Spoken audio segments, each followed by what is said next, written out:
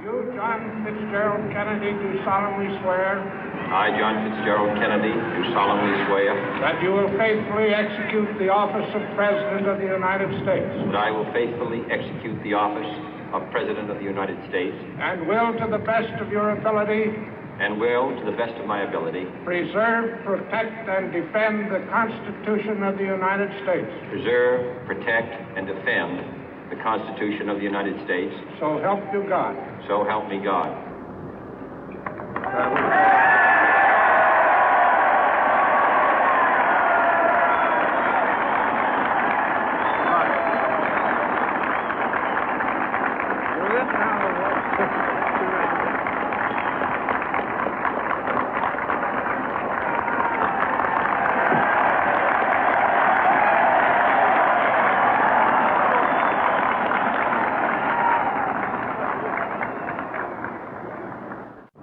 Vice President Johnson, Mr. Speaker, Mr. Chief Justice, President Eisenhower, Vice President Nixon, President Truman, Reverend clergy, fellow citizens.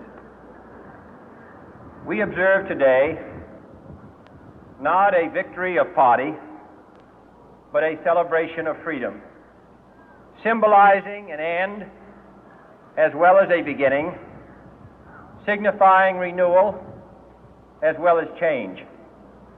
For I have sworn before you and Almighty God the same solemn oath our forebears prescribed nearly a century and 3/4 ago.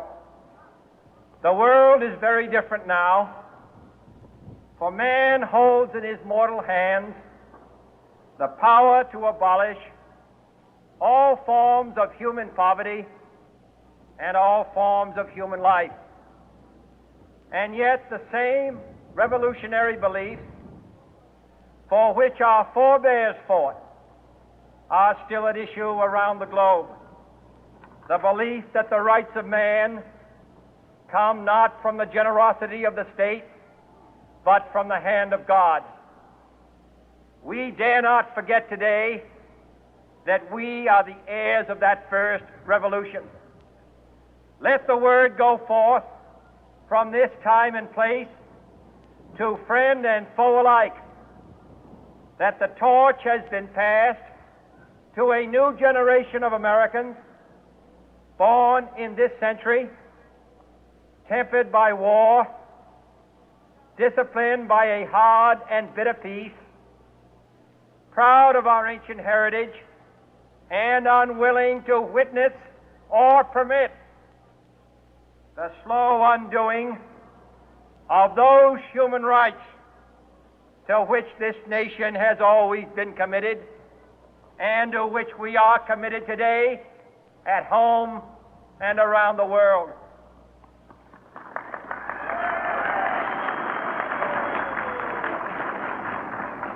Let every nation know, whether it wishes us well or ill, that we shall pay any price, bear any burden, meet any hardship, support any friend, oppose any foe to assure the survival and the success of liberty.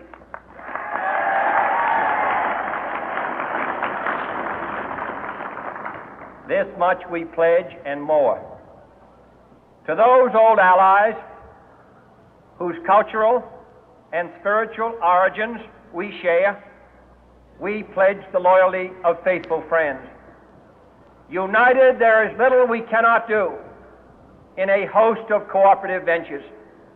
Divided, there is little we can do, for we dare not meet a powerful challenge at odds and split asunder. To those new states whom we welcome to the ranks of the free, we pledge our word that one form of colonial control shall not have passed away, merely to be replaced by a far more iron tyranny. We shall not always expect to find them supporting our view, but we shall always hope to find them strongly supporting their own freedom, and to remember that in the past, those who foolishly sought power by riding the back of the tiger ended up inside.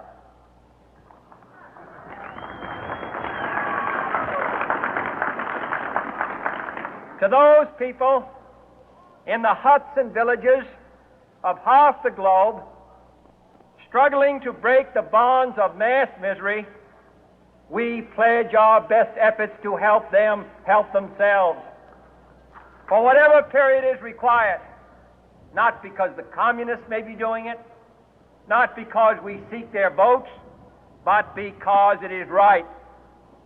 If a free society cannot help the many who are poor, it cannot save the few who are rich.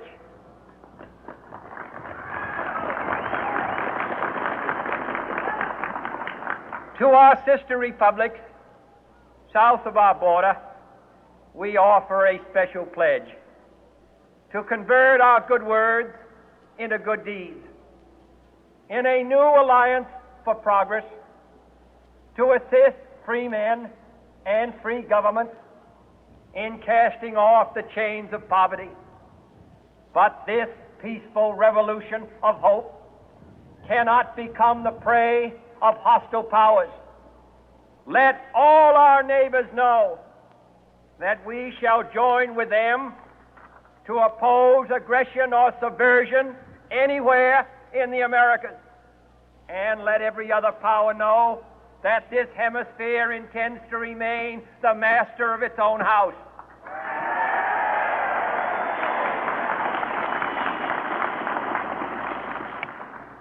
To that World Assembly of Sovereign States, the United Nations, our last best hope, in an age where the instruments of war have far outpaced the instruments of peace, we renew our pledge of support to prevent it from becoming merely a forum for invective, to strengthen its shield of the new and the weak, and to enlarge the area in which its writ may run.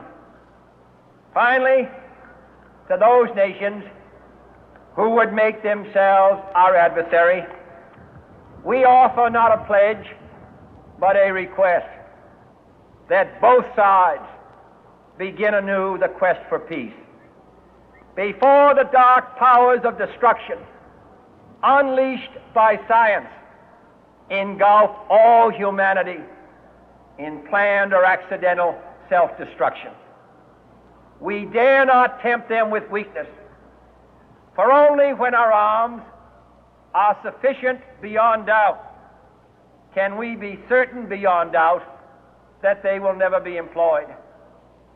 But neither can two great and powerful groups of nations take comfort from our present course, both sides overburdened by the cost of modern weapons, both rightly alarmed by the steady spread of the deadly atom, yet both racing to alter that uncertain balance of terror that stays the hand of mankind's final war. So let us begin anew, remembering on both sides that civility is not a sign of weakness, and sincerity is always subject to proof. Let us never negotiate out of fear, but let us never fear to negotiate.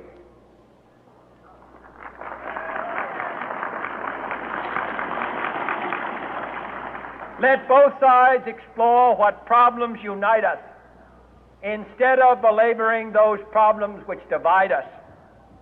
Let both sides, for the first time, formulate serious and precise proposals for the inspection and control of arms, and bring the absolute power to destroy other nations under the absolute control of all nations.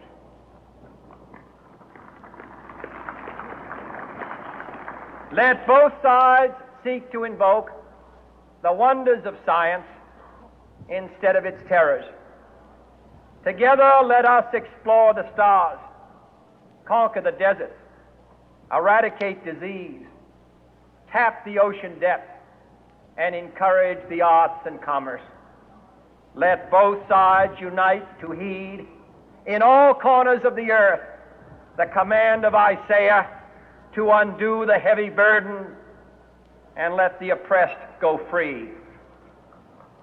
And if a beachhead of cooperation may push back the jungle of